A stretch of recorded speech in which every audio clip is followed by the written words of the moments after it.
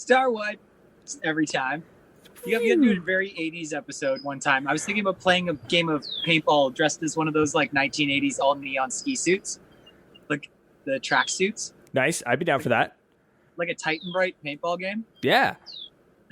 Absolutely. All right. We're going live in like 3, 2, 1. I'm assuming I'm live now. Ladies and gentlemen, welcome to episode 215 of the Maritime Paintball Podcast. My name is Brad Odell, and with me I have the one and only William Gordon of the OPPA and PlayersFirst.ca. Damn it, I messed it up in like the last syllable.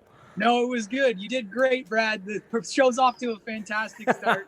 Hey, everybody. How you doing? I'm super excited for this episode. We're going to be talking today about the business of paintball, and there's a couple of different ways to look at that as a field, as an owner, as manufacturers, and as what we want the future of paintball to be. So I can't wait to get started on this, Brad. This is going to be a great show. Right? I'm pumped. I seen a post online. I didn't save it because I didn't need to know who wrote it. But I just remember it was something about the player mentioned that if they go to a field or a shop and it doesn't appear to be a passion to them and it's only a business, then that they will not go to that field or they will not support that field. And it kind of got me thinking, like, this is something me and William could talk about. So it's something I talk about all day, every day. Not that I don't talk all day, every day, Brad. No, not you. Business of paintball is something I'm incredibly passionate about. So I cannot wait to really dig in and talk about maybe some of the experiences and some of the different groups we get our information from at Players First Paintball Canada, and talk about kind of how we can source that going forward. Maybe it's that recent Netflix documentary, that the Great Hack, that's on my mind with all that Cambridge Analytica data. But I think we're underutilizing the web first and foremost. So there's some cool stuff and some cool people, some of your sponsors, in fact, that are really doing that well. Yeah. Talking about Garner, talking about DEF CON. Yeah. Sorry, typing a comment, trying to listen to you at the same time, and it's not working. There. Okay. Sorry. Tim Banks mentioned, he said he had a field owner say A&S gear is killing them. And it's a harsh reality is that in 2019, it is very hard to compete with large online businesses that have a handful of employees who have huge buying power, that they can bring product in cheaper than you can and they can ship it out cheaper than you can. And because they have, all they have to pay for is a massive warehouse, and they don't have to pay, they probably pay more employees than you do, but they have much greater reach. It's very difficult to compete with them. I was just putting a comment of a fantastic example of how to be a brick and mortar store in a world that is going purely digital. Sounds really strange. Is check out, there's 2 stores that were redone by Staples Canada, one in Toronto, one in Montreal, and they are the epitome of how to exist as a brick and mortar in an online environment. I know they're an office supply store, but their mentality and the way they're working with their customers is just, it's perfect. It's amazing. Now. So, Brad, I've done my deal of sharing this out now. I'm going to set down the iPad here. Hey to everybody that's joined us from all the groups that we've shared. And I want to say a special hi to my friends in the Paintball Field Owners and Staff Association. And before we jump into the comment of what brings value to a retail experience, Brad, especially in the context of a paintball field, or paintball retailer, this group, I want to talk a little bit about the Paintball Field Owners and Staff Association, because this is a group that is just over a year old. So it's newly formed. It's kind of this new generation of collaborative paintball. These people are coming together. It's fantastic. Owners it's actually across the world now. We've just had our first European owners join us. But everybody get down from our friends at, Tanks Paintball, right out to Montana, folks up in Vancouver. Tom Palmer is one of our admins, is doing a great job. Right over to, the folks here in Ontario. We've been sharing knowledge and best practices, really working together and collaborating for a year. So this is something that I've shared out to them as well. So we're going to see some really great comments, I'm sure, in the feed from these folks. Oh yeah, absolutely. And you mentioned the new generation of collaborative business model is, I think that's truly where it's at. It's no longer about, I need to make more money than the other guy. It's, how do I help the other dude and myself make money? is where it You know really. what? Yeah, I'd spin that a little bit because I think it used to be I need to make money and the other guy, I got to take his. I think that there's this much money and I need all of this much money. And I think that the generation and the folks that are really doing it well, and I see Garner Lupo in the chat. So Garner is, I would say, one of the front runners of this. You know, the other folks that are doing it well are Hugo up at Mirabel, you know, working with you know, different ways, different means of adding value to the experience. But I think they realize that you can make a bunch of money and you can make more money than the other guy. And the other guy can also make a bunch of money.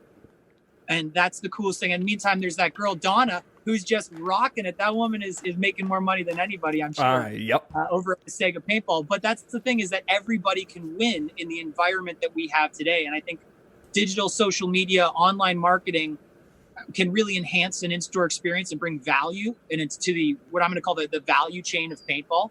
They can add to that value chain. And I think that justifies, in some cases, some of the price points we see in the industry today. Because I know one of our biggest complaints is that prices are so high. Yeah, let's talk about prices. That's really broad. I like that. I think that it's a very interesting subject in the sport for sure, man. It's very regional based, is what I've found. Is that paintball is one of those sports that, and it's people don't take this into account, but like I always use the Maritimes as an example because out this way everything is cheaper here. Well, yeah, per se. I guess our gas is more expensive, but anyways, but like our houses, for what I pay here, what I would pay $150,000 for, you would have to pay $500,000 in Toronto. Like it's outrageous. Yeah, the regional economies, I think, are the thing that affect paintball the most, and I think that's when we're dealing with like a field. I think feels that the hardest, and next to that being a brick retailer. Yeah, you know, somebody's going to have RIP Badlands Hamilton store last week just closed its doors, and it's because we don't see the immediate economy surrounding that field, the walking distance, the convenient driving distance, because once you get 10, 15, 20 minutes away, you're looking at Amazon, you're looking at ANS gear, you're looking at all these online retailers because they're at your computer, they're on your phone, they're that much closer to you than going there. Yeah. And I think paintball gear has started iterating so fast lately. Like it seems like there's a new marker or there's a discontinued marker or there's a sale on markers all the time, to the point where when I just got the new one, it's already the old one. By the time it arrives at my house from Amazon, I've already got, No, it has not even. It's just been like you've ordered it and they're like, and slash the price. Like it's now so fast now. Like, Yeah, exactly. The whole idea of like paint prices, that everyone seems to argue about paint prices. But guys and girls, as a paintballer, we are a unusually passionate and loud group. Like it's, how do I put it? We're an incredibly loud group of people, and you're always complaining. I always hear the complaints of like, oh, paint is too expensive. But sit down and think about it. Where do you live? What are you buying when you're buying paint? Do you think you're actually buying 2,000 capsules of gelatin? Do you think that's actually what the entire purchase is? That whole transaction, that's what it's right. For? Exactly. No, it's not at all. It's, you got to think about just starting with the box. Look at the design of the box. A graphic designer was paid to make that. And then if you got a custom box, you got more. If you have a custom shell, you paid more. Also, you probably need a facility to shoot it. Also, you probably need refs to work there. Right. And like, I don't, when was the last time, I'm going to call it as a MagFed player. When was the last time we tipped a ref for doing a great job? When was the last time we threw $5 at the guy who stood there and took shots all day? Right. The poor bugger who sat there in the heat. It's not like there's servers in a restaurant. There's not other means of income. No. So when you go to a field and they go $100, $120 for a case of, Woods ball, but it's, it's good. It's 3-star. It's a good peg fill ball. But then you also have a air conditioned clubhouse. Yep. You get your awesome refs in their bright orange jerseys that somebody had to pay for. Yep. And all of the training and all of the winter months and everything else, that's in the case when you buy it. So it's 2,000 balls and a whole lot of business overhead when that owner is asking you for that case and that money for that case. And if you think it's going into their pockets because you can buy it at, your local store for $40. Right. Like, and huge difference. Spencer Warlow says, There's a good reason we aren't playing with Monster Ball at the field. And it's and field owners, passionate field owners, have great paint. Right. And great paint costs money. Anything good costs money. And it's not just the field, too. Like, think about the cost of the paint. Field's got to make money. It's called a profit margin. You got to make money. You sell a case of paint, you don't sell it for what you paid for it, which means there's already an initial cost to that case of paint, which flows all the way back up the logistics chain, which everybody who touches that box or anyone who handles those balls, I'm going to throw that joke in there, has to be paid. And then that's it too. And then the industry has to stay profitable enough in the meantime that we can open new fields and see everybody wants to be sponsored. Everybody's getting a discount out there. Right? I bought your pants. Can I have a sponsorship? You know, like it's. Oh my goodness! And then companies are popping up all the time. I mean, I was one of these guys a few years ago where they're like, "Who the heck is this guy? Why is he pulling up a seat at the table? And what value does he offer?" Who the hell is this ass hat? And what's he doing at my table? You're selling my Paintball Canada T-shirts for $22, and I'm sure there's somebody selling a $45 T-shirt that's going, "That guy's hurting my margin." But I think at the same time, there's room, and this is where we get back to that. I can make a bunch of money while you can make a bunch of money. Is I think if we're accessing new customers with that margin that we're making off this, if we're not just selling to the same Bradley Odell, you know, you got your Orange Mini, do you want an Orange Empire Defender? And then the Mini 2 just came out, and now it's like the Mini 2 Plus, and it's just next thing you know, we're iterating these crazy. Right. Or can I go out and find a new customer and get a new player engaged or get somebody set up in a way that they weren't before, and we can grow the market? Because I think we're all worried about paintball shrinking. It's because we're all thinking that there's just one customer we're all selling to. Yeah. You know what I mean? Yeah, no, absolutely. Tom Palmer says, don't sell paint so much as sell the experience. And selling the experience is huge. Absolutely. He puts in great staff and clean washrooms. That, absolutely. Clean washrooms are, you know what, that's the value chain of paintball is the most important thing. And I think if you went to a field and the field said 300 Canadian for the case, the question is, it actually piques my interest. It doesn't just turn me away right away, because it makes me wonder, what is $300 worth of paint? What is that experience? Like, when I look in the golf industry, which I think is the closest parallel to the age group that we're seeing at the field, the gender mix we're seeing at the field, and I think paintball is the new golf for millennials. Mm-hmm. You know, I'd rather go to the field for 4 hours, shoot some paint, and come back rather than go and spend 4 hours driving a little cart around. You know, unless there's tanks and paintball, we can put that all together. But there we go. I think that more kind of video game-esque experience is what I'm looking for to relax and unwind. It's what I'm used to now. And so when the value chain is a rich value chain, I think that you can charge more. So when you look at golf courses that are charging $200-$300 a round for that same 4-hour experience, think about what these golf clubhouses look like. They're mansions. The landscaping is fantastic.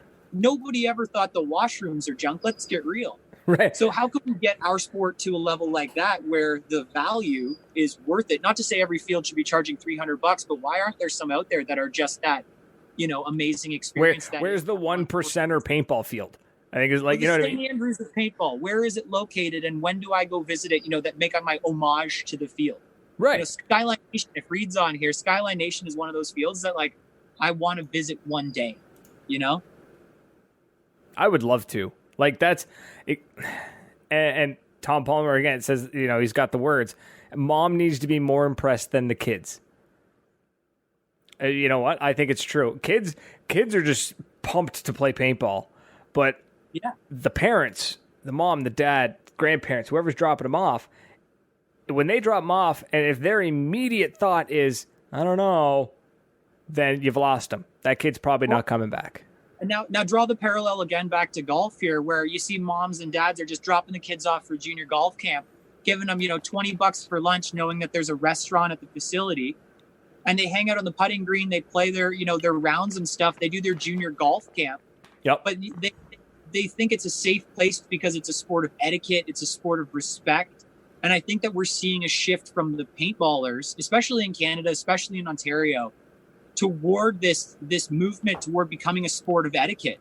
You know, calling your hits, not overshooting, treating each other with respect, leaving it on the field, throwing a thumbs up when you get hit. Like, I think we all love that when we see it. And I think we're starting to really mature the sport and get to a place where moms, kids, you know, corporate groups can feel safe coming to the field and maybe support the fields in a much larger way so that we can enjoy those BYOP and $80 cases for the owners and the members. Yeah, I see the transition. I see it coming back. I see the paintball is finally crawling. I mean, paintball's still very young. It's got a long ways to go before it becomes, it's barely 30.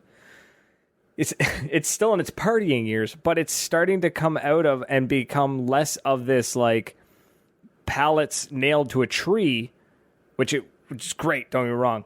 I love, old school fields, but we're seeing the shift to a higher standard, I think is what we're seeing.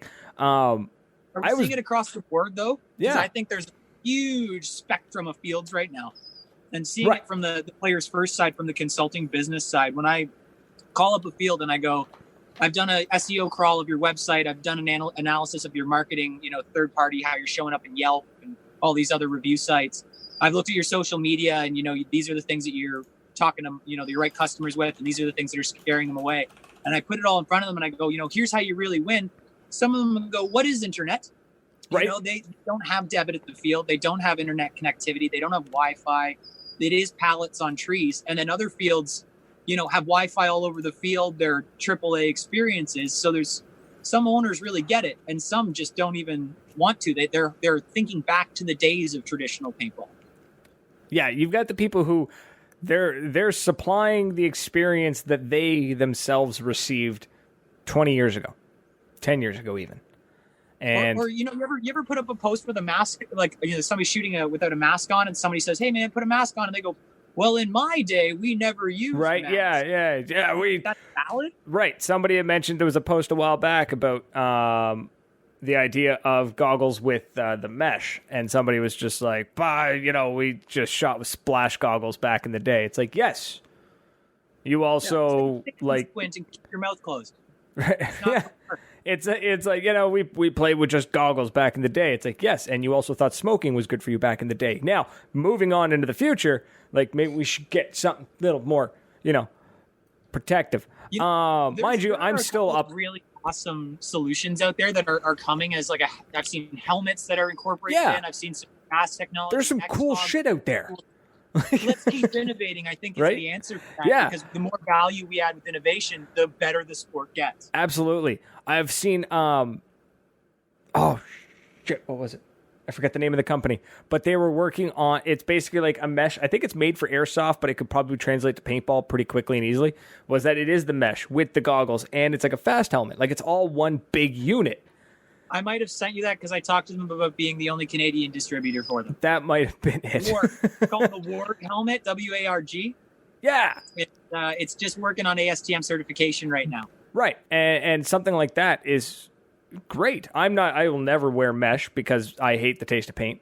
So the i4 at least limits that. I feel like with the mesh, it would just be like squishing a paintball through a cheese grater.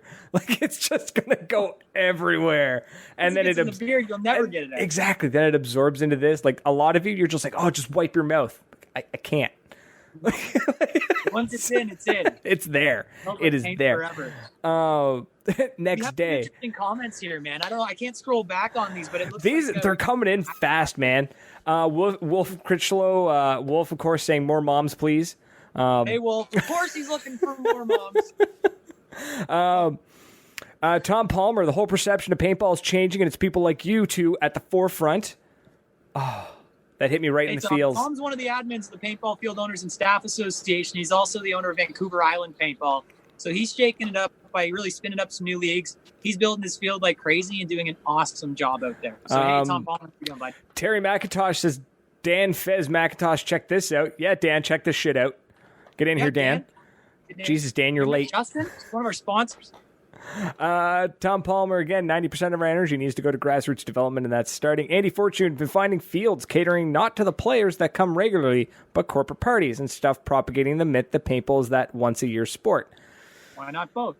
Right. Why haven't you hosted a wedding at your paintball field in your beautiful, scenic, rural field? If your field's not beautiful enough to host a wedding, you got to do more landscaping, man. You got to. It's not okay. Field. Commando Action Center. Their parking lot with that a wedding this year. Right, that one tree, that open field they got with that one tree, is that not right out of like Disney? They are actually hosting a wedding this year, man. They're elevating themselves to the position of getting to that, what I'm calling the golf course standard, where it's a beautiful field. It's able to host, a Mud Hero one day. It's able to host, a D-Day the next. And then the day after that, people are getting married there. It's fantastic. That's wild. That's wild. These owners are. They're leading the way. Derek Daraska, ear and mouth protection wasn't required and was rarely used. Right. Again. And back in the day, they thought smoking was good. So, it's... the point of the matter is... Respect yourself, Derek. Just because you did it doesn't mean you should have. Moneymaker faces, man. Don't risk that, Derek. And Wolf again is saying it still amazes me. There's people who see growing the sport as a bad thing. It is true. I hate the term "growing the sport," but that's just a personal preference. I love the idea of the sport. I and grow the sport every day, and I eat a bowl of growing the sport for breakfast. You're a dick. I think it's just it's one of those phrases. You know how some people really can't handle the word moist. That's what it is for me. So anyway, we have a saying. The motto of the Paintball Field Owners and Staff Association, they're kind of their tagline. Their founder is Eli. He's done a great job putting it together. Is he selected grow your field, grow the sport.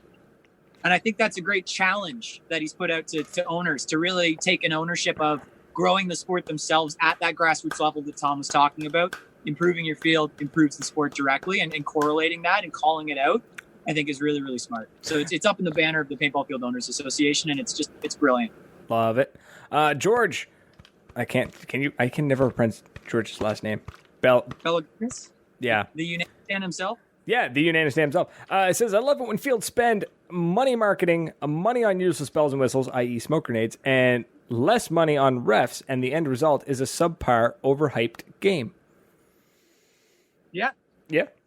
But you know what? Sometimes it's a learning curve for a lot of owners where they don't necessarily have the means to collect the feedback that's required. There's a couple of fields that come to mind that are locked in this perpetual loop of the same game, the same owners, the same generals, the same weekend, the same missions. Right. And sometimes it turns out fantastically for some operations. And with other operations, it becomes, why is our big game becoming less and less popular every year? And they just throw their hands up in the air and just wait for the game to get better without changing a thing. So if they're not collecting the available data, I don't think they're really ever able to improve. Right, because they can't see the problem. They can't see what the issues are. I think what that is just when they're spending the money on marketing. I think you should spend money on marketing, absolutely, and I think you should invest in effective bells and whistles, I guess. What's marketing? Is marketing paying me to show up at the field and go, hey guys, blah? I think it needs to be a combination of things. I think it needs to be, you need to invest and not necessarily, I don't mean maybe not necessarily paying social media content like websites, but at least investing to make sure that don't just buy pictures. The thing is, that's the thing is that we're all just solving things with these Band-Aid, let me put 25,000 photos on my Instagram and then I'll be popular. Let me go live every day with something that nobody cares about and get no engagement and get no comments and get no views and just keep doing it every day and something's going to change. It's not. No. Fields need to sit down and they need to think about their strategy as their marketing strategy, as their digital strategy, as their customer strategy. And those need to be fundamental elements of their business strategy, where I think a lot of them think it's about building bunkers. That's, I think, where you start to see this differentiation where some fields are so focused on working in the business. How many, let me be the guy that puts the paint over the counter. Let me be the guy that cuts this down in the field. Nobody drives the tractor but me.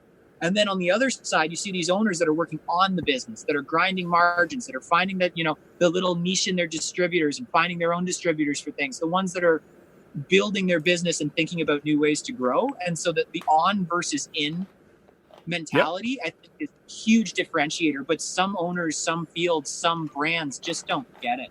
Right.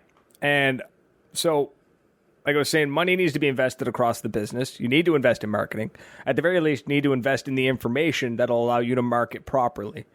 Understand what the market looks like right now, because in the last 5 years it's changed so drastically. And that's why I referenced that Netflix Cambridge Analytica thing before, because truly there are so many data points available about a player out there. It shocks me that we're not doing our best to understand what the players are saying, which was the purpose of creating the Ontario Paintball Players Association, was to understand what players are saying. And that kind of leads me to where I'm wearing the Paintball Canada jersey. I've kind of done a soft launch on it here, but Paintball Canada is going to be a group on Facebook. Its first mission is actually going to be a series of democratic votes on what we would understand to be the general consensus of the rules of paintball. So we're going to vote kind of together on figure out like what we kind of think as a nation the rules should be, and that's our first step into kind of formalizing what we believe the future of the sport should look like, so that we can understand what players are looking for in a game. Yeah, it'll help you identify. Yeah, it's not the 30 years ago experience. We're seeing different demographics looking for different styles of games. We don't just want to show up and play TDM all day. Right. Is 50 cal the future? Is 50 cal First Strike the next big thing, like going to steal all the airsoft players back, and it's going to put all the milsim guys into these 1-to-1 ARs? Like, I think so. So like, we need to be prepared for this revolutionary shift in the next few years because of the understanding of where we've come in the last few. Like, if you don't have the message yet that things are changing drastically and you need to step up as an owner, like, what are we going to do with you in the next 5 years? You're gonna get left in the dust. No, I 100% agree. Yeah. So let me ask a loaded question. Hit it. And or actually, I'm not even asking a question. Let me read off a loaded comment. Uh-oh. Andy Fortune. Hold on. Andy Fortune throwing loaded comments? I don't believe it. Right. But I want to see what he has to say, what people have to say. Spend less money importing quote-unquote e-celebs. That money can be used to improve the field, go to refs, lower prices, etc.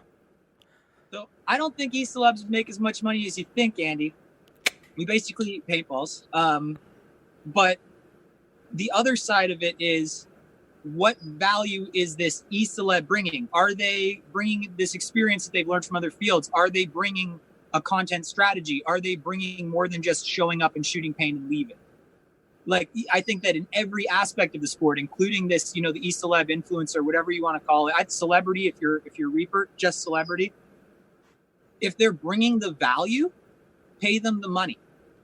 And that's true for everything. Referees, if they're bringing the value, pay them more money.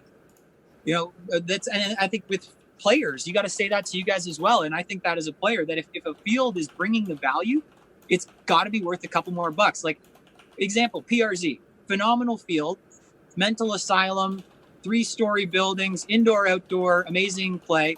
It's like got $60 cases, and you just got to think, like, I want that field to be around for 5-10 more years. Like, I would pay $70.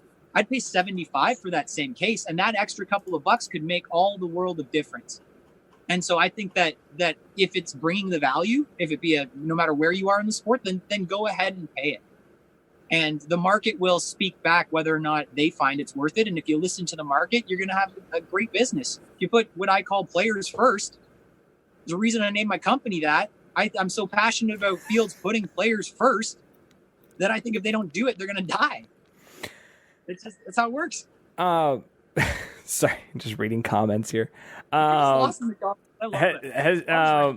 Fortune says, I can spam Facebook groups too, pay for my entry.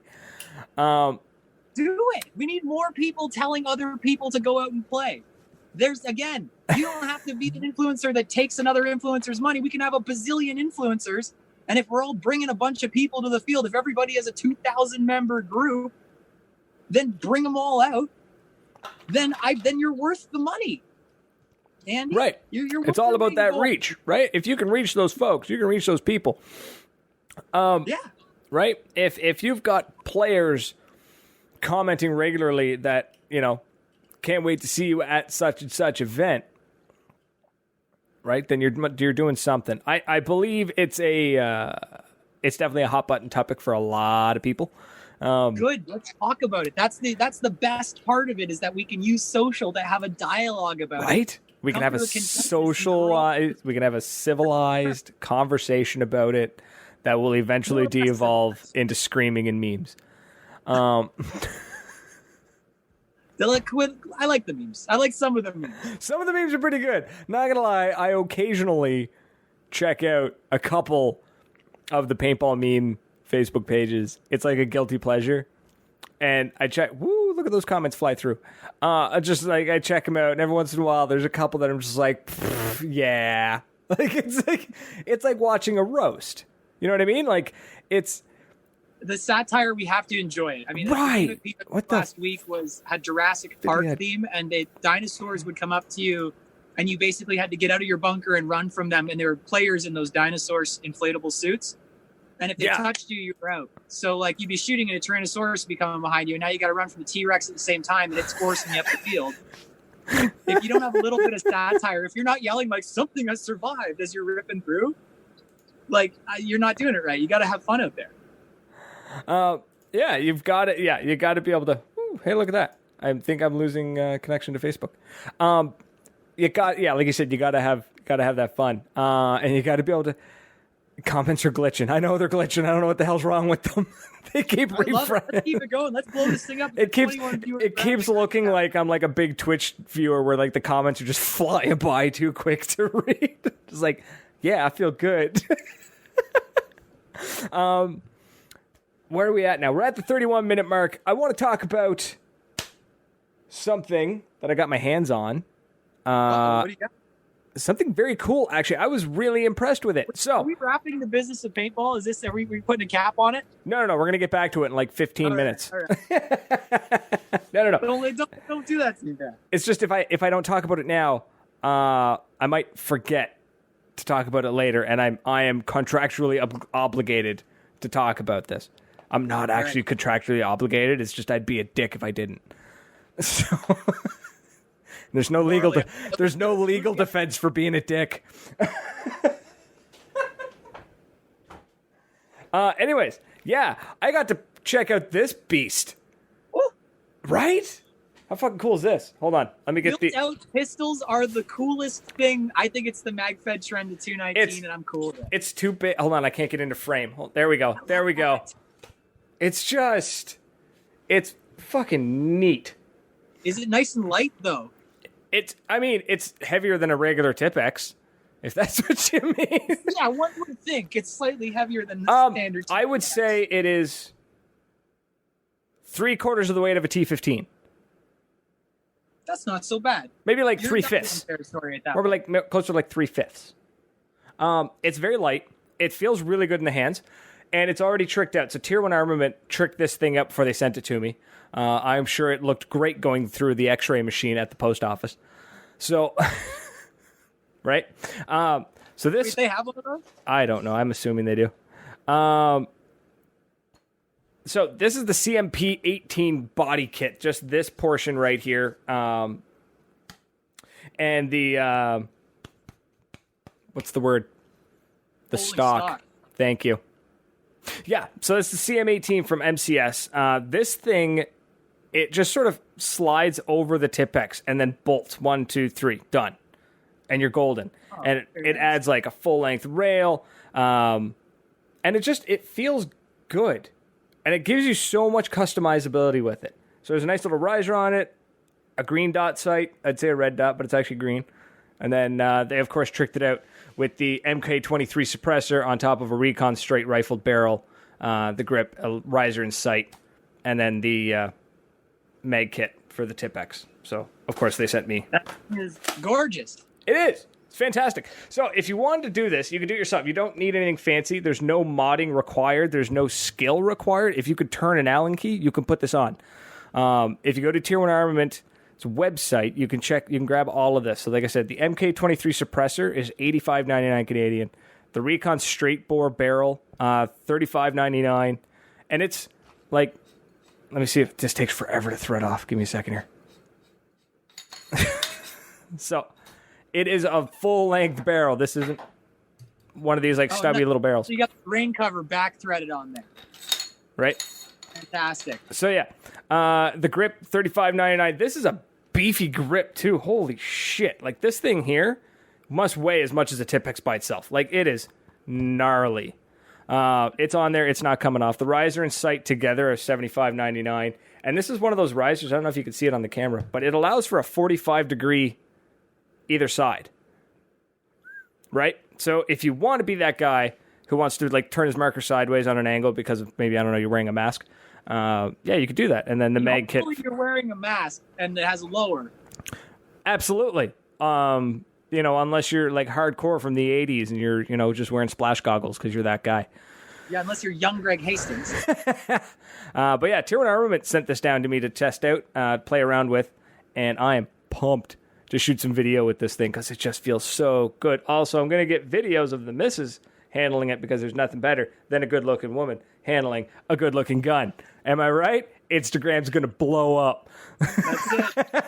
That's the strategy you're talking about, Brad. That's the marketing strategy we're looking for. Right. No. If you put the hashtag gun and girl, it blows up. It's great. Also, this thing is just badass. It really is. It's textured. It's amazing. I can't talk about enough of it. Please don't actually do that. Please don't put those two hashtags together on your posts. Fine. I'm going to do one. I'll do one and it'll have a star wipe as well. Just like we're going to go... A very 80s podcast. Can't wait. So, yeah, I had to talk about that. Also, bonus points if you know what this is.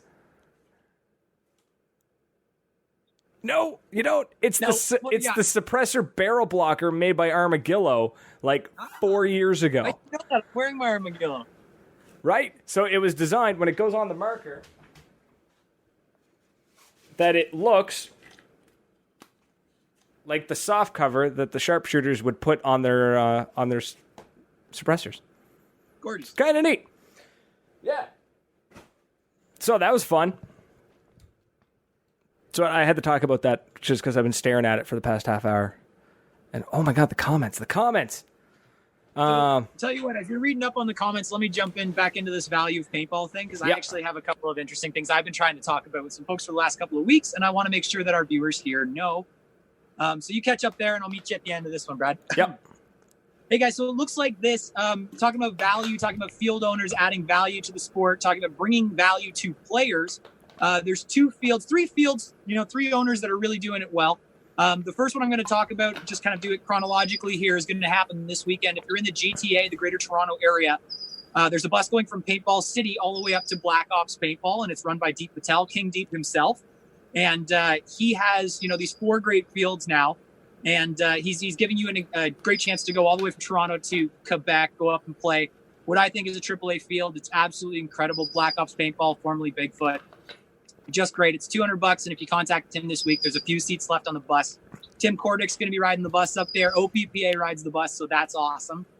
And number 2 is if you guys are in Ottawa, starting in a couple of days here on August 1st, Commando Paintball Airsoft Plus and Commando Action Center are running a bus up to Paintball Mirabel for their Tittman Challenge D-Day game, and that's happening not this Saturday, but the following Saturday, the 8th, 9th, and 10th. So, guys, this is like the greatest 2 weeks of my paintball life. Not only do I get to party on the bus all the way up to these awesome fields.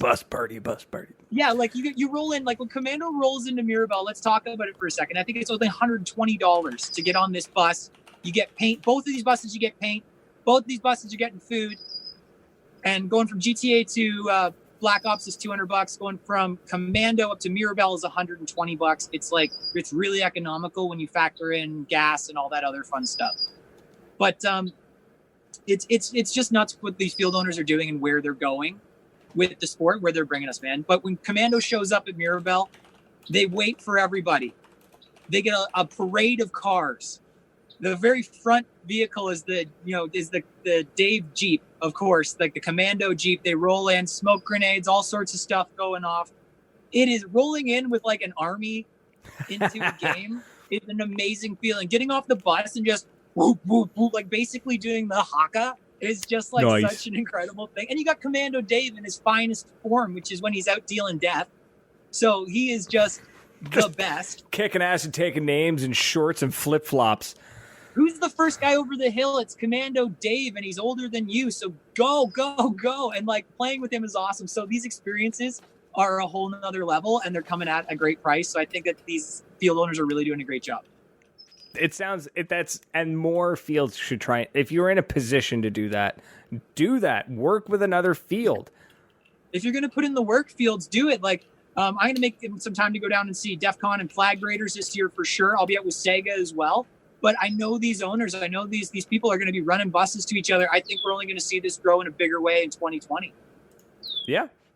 It's going to get bigger and bigger. And you've got people like Dave and Marie who are doing these not eccentric, but definitely thinking outside the box. How many times you hear about like in October you have the zombie run where you basically pile a bunch of kids into the back of a wagon and you pull it with a tractor and they shoot at some poor bastard who comes out of a cornfield.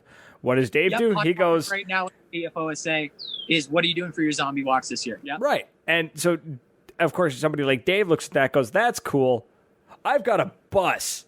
And he puts a big fucking like battering ram thing on the front of it, and it's amazing. Yeah, cow catcher, barbed wire, LEDs. The thing is incredible. He's got mounts for the markers. Yeah. He's got seats for the kids. He's got seats for mom behind the kids so they can like take photos and enjoy everybody having fun without being all squished in. Like, the forethought that's going into it is amazing. And at the same time, the guy's putting together like one of the most amazing speedball fields in the area. Like, he's just doing things while he's doing things. He's adding value for September. He's adding value for 2020. Mm-hmm. He doesn't wait till one thing's done to start the other. He overlaps this because he is an owner. Him and Marie are owners that think about the business and work on the business, that are growing their empire. That's for right. Sure. They run the business. They do what they're supposed to, which, a lot of places don't know how to do that. And they do a great job of it. Yes, exactly. They act like owners. That's the perfect way to put it. They act like owners. And simply not enough businesses in general do that. Not just paintball. That's bad. Get mired down.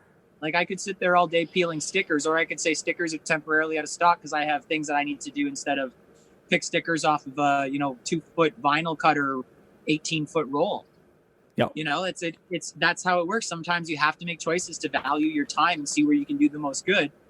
And I'm busier than I've ever been right now, which is fantastic. Like the side of fields that are wanting to collaborate, wanting to work, wanting to get social, have a strategy, listen to their customers, grow in a digital way, make their digital footprint bigger. So you see your stores online and your waivers and your bookings and your field videos that actually make sense.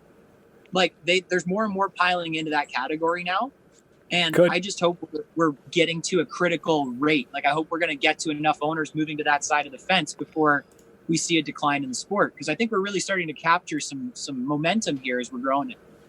Yep. I think we're moving towards a peak. There'll be a slight lull, and then it'll get to a bigger peak. You know what I mean? That natural, like... I think we'll see a plateau when we get this whole 50 cal is a baby right now. I think we're going to start to get mature in the next year or two, especially with 50 cal FS rounds. Once that happens, once we see the 1-to-1 stuff, the better efficiency from it, a little bit faster FPS, it doesn't hurt as much. Now we're into, I think once we get that accepted, we'll see what we saw with like things like the TR50, where everybody goes, I don't know about that. And then next thing you know, they're all sold out all the time. Right? The TR50 was a perfect example of that. Everyone going, it's 50 cal, I don't want that shit. And then as soon as it actually, I'd say about 3 weeks before it launched, everyone fell in love with it. And then it actually launched and people were just buying it up left, right, and center. I got mine and it's fucking cool. Right? It's not practical by any means because I'm terrible at actually putting the little cylinders in, but that's just me. But I've seen some dudes wreck some faces with that 50 cal 6-shooter. Absolutely. Great efficiency on it. It comes with tons of mags, which is super. If they could figure out how to get the mags to fit the 50 cal first strikes, they're kind of denying that there's a controversy there. But hey, Umarex, there is absolutely a controversy, and you need to fix those little barrels or issue some new ones that will fit that. And let's be honest here. That's probably the easiest part on that whole fucking thing to fix. Yeah, why burger, guys? Just do it. Just do it. Right? Just fix your molds. Make new ones. I don't care. Fix it. Anyways, you're gonna see Players First in Paintball Canada OPPA have some really early edition gear from First Strike surrounding these new 50 cal rounds, cal markers. We're on a beta test team, so it'll be fun to get this new stuff, and we're going to do our best to work with you, Brad, to bring everybody to see it. Yeah, buddy. Yeah, absolutely. I'm always up for collaboration. I love working with other people. It's fantastic. Keeps things interesting. That's how we do it, yeah. Speaking of other people that I work with, how's that for a segue? Hold on. Okay. It was so good till the train fell off the tracks. It did, because I looked at my screen and went, shit, how do I turn off that screen? Whatever, there it is. Moving forward. Speaking of people that I work with, DEFCON paintball gear. These folks are your paintball specialists. Like there's nothing in the world of paintball that they don't have or can get. So defconpaintballgear.com. Whew, that was close. Go check them out. They've got everything you need, and they're just great people. Garner's great, and the people that work for Garner are probably great. I've never met them, but they're fantastic people, I'm sure. Tier 1 Armament. I'm on the fence about Too Tall McLeod, but the rest of them are fantastic. No, I'm just kidding. Tier 1 Armament, tier1armamentstore.com. These folks are your tactical specialists. They're the ones that tricked out that Tipex down there. They do a fantastic job. They've got everything for mag-fed paintball, airsoft. They got soft goods. They got hard goods. They got coffee grinds. They've got coffee. They've got everything you need. So tier1armamentstore.com. Been working with them for ages, and I plan on to continue working with them. And of course, PB Swag Bag. So these folks are great. They send a package of stuff to your house once a month. It's just random paintball gear. I've liked all the ones that I've gotten. What are you doing? You're holding. Oh, you're trying to hold it. So if you go to pbswagbag.com and check it out, it's like 38 something American. Ship it right to your door, and it's pretty cool. It's pretty cool stuff. Some pretty cool stuff. And the Patreon supporters, the real MVPs. So big shout out to Mary, Ryan, Sizzle, Dave, Sage, Jeff, Alex, Dr. Rush, Tony, Matt, Justin, Tim B. Justin. You folks are the true MVPs.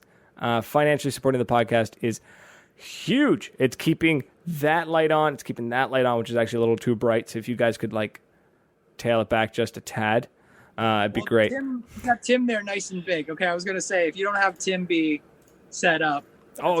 Tim is set right. Tim is 100% set up. I'm gonna have to start dimming Tim down a bit. Tim donated $400,000 is what it looks like. He's neon. He's got the multicolored gradients. Tim has promised me. At least I think it was Tim. It was in the Discord server. I think it was Tim. I'm not sure because they all use different usernames in there, and I have no idea who anybody is. But I think it was Tim. Said that if he wins the lottery, he's going to pay for me to travel across Canada and the United States to document paintball fields. So I like that idea, and I think maybe we should have in a future podcast to talk about how that might happen a little more soon and real than you think. A little more realistic instead of waiting on Tim to win the Super Bowl. There might be a 2020 Cross Canada tour that I'd like you to be part of. Shorts just got a little tight. Don't worry.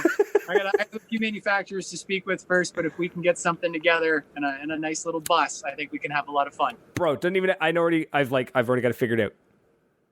We need a Volkswagen van because if we're going to show up, we got to show up in something memorable and 2 weeks of vacation. That's it. I'm excited to show you what's going to happen, but I think it's going to be more of a 4-month journey on something a little bigger. 2020 might be the Cross Canada year. We might be building something great. I don't want to tip too much. Okay. Before I try and dig into that hole any deeper, Patreon supporters, fantastic people. Tim Banks, sorry for not putting you on the list for 12 months, but big shout out, man. Thank you so much. If you're in a position to become a Patreon supporter, if you just go to patreon.com/Maritime Paintball Podcast, you can donate as little as $1 a month, and it is fantastic. Somebody's telling me to save up my vacation. Tim's telling me to save my vacation. If I could, I would. I'm not sure if I'm allowed to save my vacation, but we'll figure that out when we get there. It's Staples. Let's do it. Just go AWOL? You're all right. so good at your job, they're going to take you back no matter what. Fun fact, not going into that. So Fun fact, I'm changing what I'm doing. Right? It's just I do that too much these days. Don't get into that quarter life crisis mode. It's like, fun fact, and then the little voice in the back of my head is like, they know you have a podcast. I'm like, oh yeah. They tune in, HR's watching. Oh crap. Allie, if you're watching, everything I said was a joke. I swear to God. Moving forward, I forget where we were at. I have one other piece of kit to show off. This fuzzy little thing. It arrived. The little one arrived. It'd be a little shotgun mic from Rode. So this is pretty cool. So big shout out to Rode. They had the Rode reel. I do have sad news, though, that goes along with this. Rode sent me an email basically being like, yo, your video mic is on its way. And I'm like, sweet. That's going to go great with my phone. And I'm going to do little blogs. It's going to be awesome. I can't wait. And then they sent me another email like 2 weeks later. And they're like, yo, your Video Mic Pro Plus is on its way. And I was like, holy shit. That's like a $400 mic that I could really use. That email was a mistake. Sue. Right? They sent it out and I was like, yo, heads up. The tracking number attached to the Video Pro Plus was actually this little guy. And they're like, yeah, our bad. We worded it poorly. Like, worded it poorly? You put the wrong damn product in the subject line. Thanks, Dad, from marketing. Really appreciate that, bud. Marketing strategy is important no matter what industry you're in.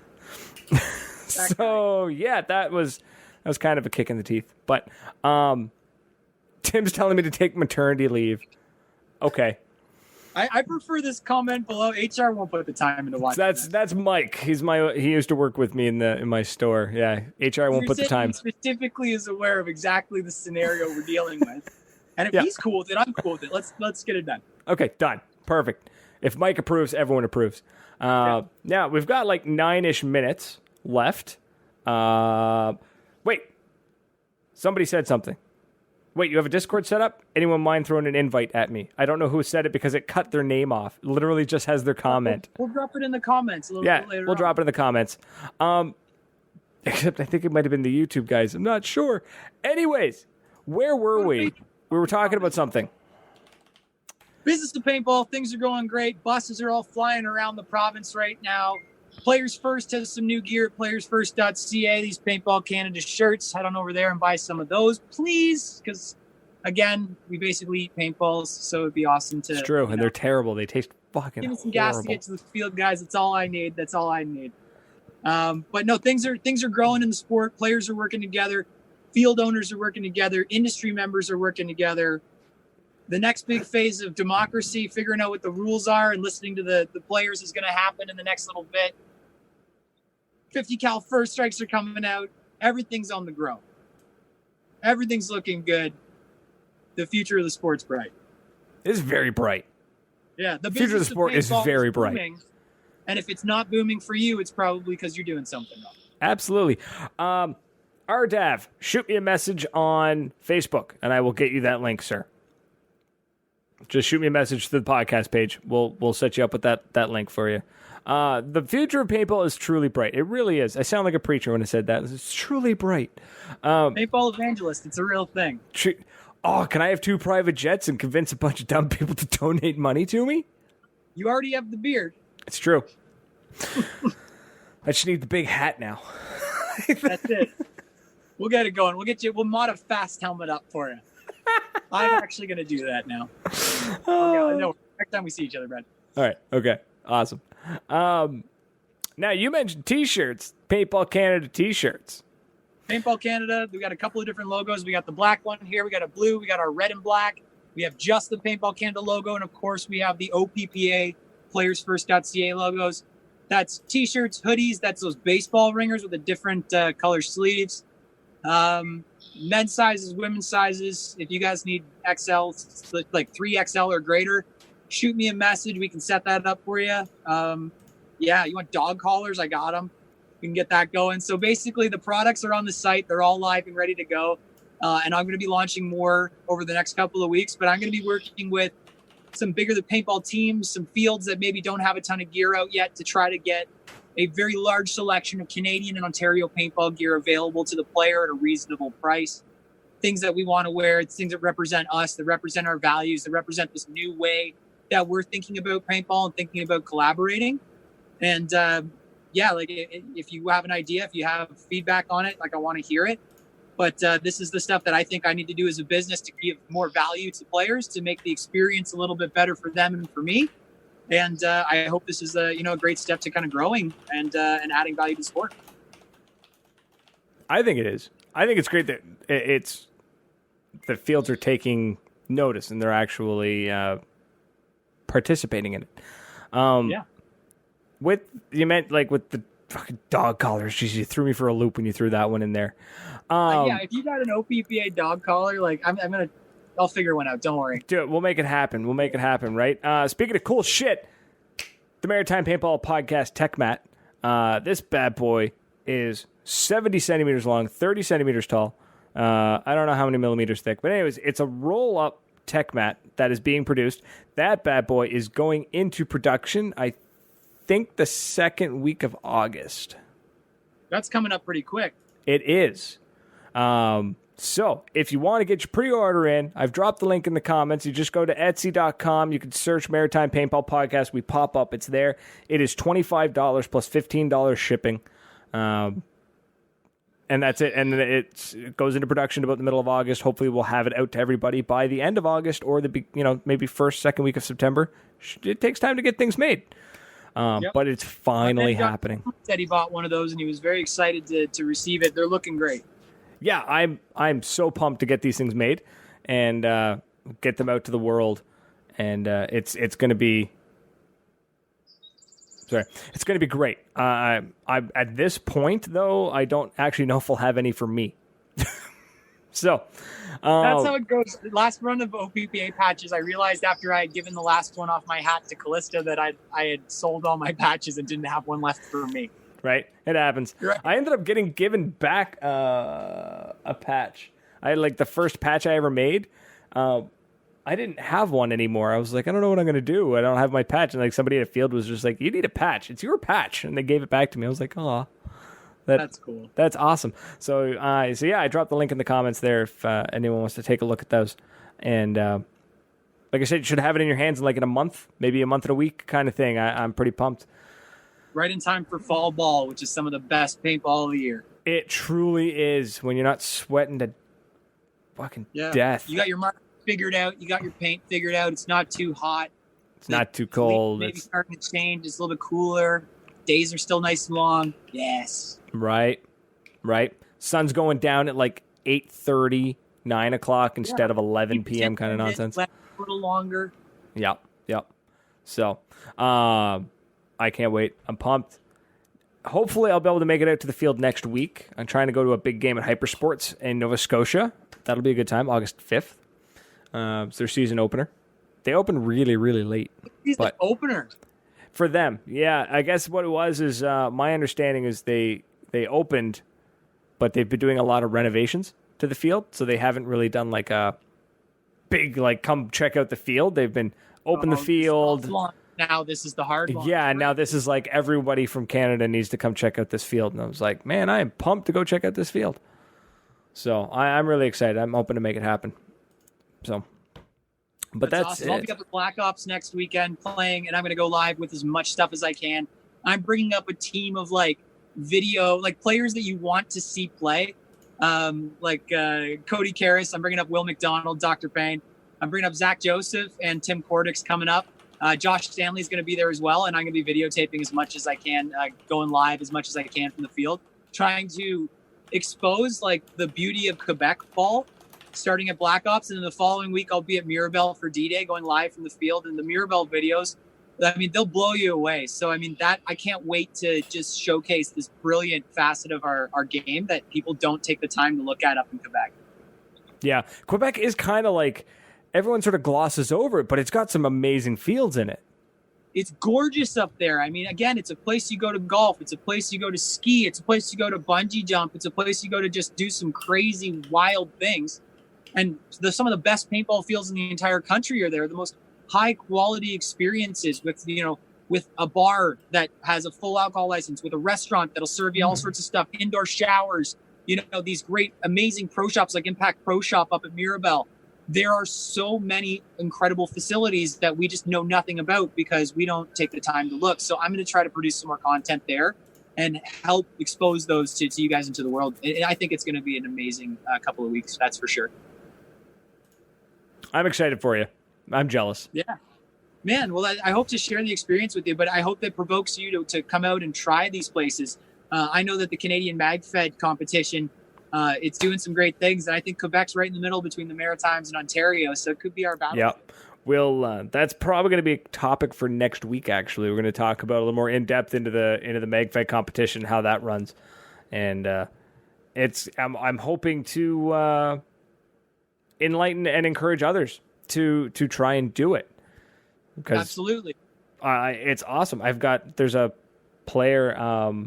I think it's Tim. Yeah, Tim Banks in El Paso. He's got a couple of fields that want to help him run it. And I was like, bro, like, here's the rules. Here's the rules I use. We had recently posted the Paintball Field Owners Association regarding the GTA and Ottawa MagFed pickup leagues. And they are some of the, like George Bell has done the most amazing thing by founding it. He's in his 7th season, I believe, or 8th season at this point. The GTA MagFed pickup league is over 700 members, events that are just, hey, show up and play. Sunday morning, 9 a.m., show up at an indoor field. They've had hundreds of players. Literally 100 players have showed up for these events. And it's really representative of how the community can grow the sport because the people love showing up and hanging out with the other people. It doesn't matter so much that you spend half the time loading mags and messing around. You get out, you play some fun games, and then you have some fun with your buddies afterwards, and you grab a burger. That's great. And so sharing the magic formula of MagFed's okay, pump with a tube feed or like pump is fine. TAC caps can play with us. Let's be inclusive. Let's let a broad variety of markers play these pickup style games. So it's not formal teams. It's not super formal games. It's not super formal types of markers, but it's formal enough to have a great time. And I think that there's some interesting levels of competition, like the CMC at one side. These MagFed pickup leagues can happen on like a weekly or bi-weekly basis. Right, yeah, and that's the thing. It's a pickup league, right? It's meant to be more fun than professional, I guess. Exactly. Right? Essentially, to coin the term from baseball, I mean, it's a beer league, right? Yeah. That's the perfect way to put it. It's like a beer league. It's a big 9 a.m. league, so don't make it also a beer league, though, guys. I want important differentiation about drinking on Sunday. Now, our last question, I think we're gonna close it off on our last question. Wolf is asking, do you think the language gap is why Quebec is not as exposed? Have you ever seen the Black Ops videos? I'm somebody who is the top fan, and you name a paintball field, I'm a top fan on their Facebook page. Shout out to Wasega, Flag Raiders, Sergeant Splatters, DEF CON, Commando, Mirabel, Black Ops. But when I watch the Black Ops live streams, I don't speak Quebec French. I barely speak Parisian French. If you were doing it in German, I'd get it because I speak German, which is like, don't learn German. It's pretty much useless in Ontario. But like, I don't get it. It's like they're talking to me in a language that I don't understand. And it's unfortunate because when it's someone's face or it's a picture of text that's not translated by Facebook and you're not leveraging the tools that are available through social media appropriately, I had a conversation with someone about this, and I said, everybody understands paintball gameplay. I know when I see somebody playing paintball, it doesn't matter where they are in the world. I understand the point of the game. Point it, drop the other player, throw a thumbs up. That's how it works. But when I see somebody just talking to me and without translations, without anything to try to bridge a gap that is, there because I'm going to admit I'm negligent. I live in Canada. I don't speak French. That's on me. That's not Quebec's fault. That's my fault. But the thing is, until I get to that point where I'm fluent and can understand exactly what's going on, I need help. And that's where they need to step up and help build a bridge. So we got to meet in the middle. And so there are ways that fields can leverage digital resources to be able to share gameplay experiences that are universally understood, or at least use some of the technology available to have an English and a French side-by-side translation, which Facebook does really, really well. So if you're not using these tools, if your website's not in English, if you don't have a equally quality site on both languages, and that goes for Ontario fields as well. If you're not marketing in French, you're missing some of the market. And if you're not marketing in English in Quebec, you're missing a huge chunk of that. Right. And it's caused for so many divides inside the sport. It's divided the players. The gameplay attitudes have slightly shifted, although I do see them coming back together now. And I think that you see a lot more division than is necessary right now in the sport, and there's a lot we can do to kind of bridge the gap. Absolutely. And just to drive home that point of like not leveraging technology. And I don't know if I should call it the fields. You know what? I am going to call it the fields. Commando Action Center. If you go to Commando Action Center's actual website, for me, it defaults to English. But in the top corner there, it says Francois.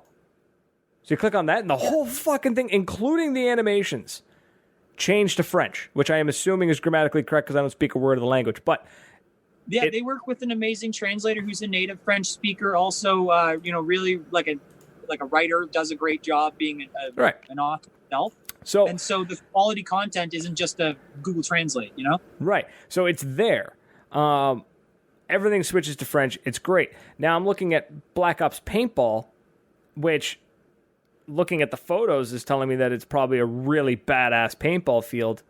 AAA field, absolutely gorgeous. Some of the most amazing gameplay you'll ever see, and the absolute toughest experience to navigate as an English paintballer you'll have. Right, and looking at the website is just like, I don't speak any of this. Why is there not an English option? Well, right, it's like let me give you my money. Yeah, exactly. Because I'm looking at this, I'm like, this Deep is doing such a great job with this bus by getting the exposure to GTA players, and like that's why I'm trying to do my best to try to help fill this bus, because I genuinely believe if players go there and create English content, it'll share the feel. Mm-hmm. But I think that again, the field needs to step up and lead the way with this. We need to start seeing from all these types of fields, not just this one. All these types of fields need to reach out and understand who the heck their market is. Like if you're not putting it up in English. Brad, I see you shaking your head. I'm shaking my head. Our viewers are shaking their heads. But at the same time, we're not going to see that change until somebody really sits down and talks about why that's important, and from a business perspective and a return on investment perspective. Yeah. And so just, oh my God, this is so frustrating. Sorry, I'm digging into it now. It is absolutely frustrating that field is an 8-hour drive from me. I've done longer for fields, but you know what I mean? Like somebody's not going to do that. Anyways, leverage it. Leverage the technology. The experience is worth it. If you realize that they have 26 showers there, if you realize they have 1,100 rental guns there, if you realize that they have some of the most amazing experience nestled in a valley between scenic mountains that you've ever seen, you'd go, what are you talking about, Will? You piqued my interest. This weekend, I am going to answer those questions, and I will show you why it is worth an 8-hour drive. There, right? If it's worth it, pay. If it's not, don't. But let's give every field a fair shake. So, Andrew Gagnon says, I'm in Quebec, and there seems to be a lot of lack of willingness for players not to really go outside their local area to help the community outside. Maybe Mirabel, which already has a huge presence outside of Quebec. Love Mirabel. Love what they're doing with MIPL. Hugo has an absolutely fantastic field. Yannick's doing a great job there. You know, Steve is there doing fantastically in the shop. Like these guys are, again, leaders of what they're the sport. I do work with them, full disclosure, but I work with them because they came to me and said, we want to promote paintball. Let's work together and do it. And like, that's the best attitude I could ever imagine. Yeah, absolutely. So, I think we're going to end it with that. Yeah. I've got nothing else. Quebec Ballers this week. We're going to help build those larger communities. We're going to make it happen. We're going to extend this across the country in the next little bit. But Brad, I think what we're doing here on a cross-province podcast right now is the right thing, and we're in the right spot. So I think the business of paintball is growing. The ones who want to leverage the technology have it, and the ones that don't, I think, are going to get left behind. To sum up the subject of tonight's podcast, 100%. And if you are a field owner, or know somebody who's a field owner, and you'd be like, man, they should get on a podcast, I will gladly take them as a guest. Absolutely. Also have them check out the Paintball Field Owners and Staff Association on Facebook, the largest collaborative group internationally for for field owners. And I'm so happy to be a part of the admin team with Eli and all the others there. Right. It's a great spot to share ideas. So if they are there, let's start working together. Great things are happening. Get on the bus. And like I said, if you know a field owner that might needs to get some online exposure, reach out to me. I don't have the hugest reach, but I can definitely help. So help them. They're your friend. Help them. Right. Help them. That's it. We're out of here. So thank you so much, everyone. And until next week, cheers. Cheers. I just got to wait for the thing to run its course. That worked well, man. That was a great podcast. Looks good. Like, it was just we had the same head height in the shots and stuff. I know, eh? Yeah, it was very nice. Got a great, at times, 25, 30 people on the stream just from Facebook alone. I haven't had numbers like that in a long time.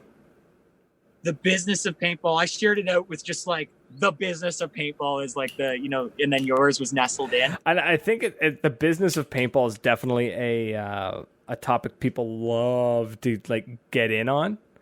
Absolutely. Way in. That was it. Way in. Like, right? Do it. That's 100% what it is. You got to see this place. Like, if you come up, it's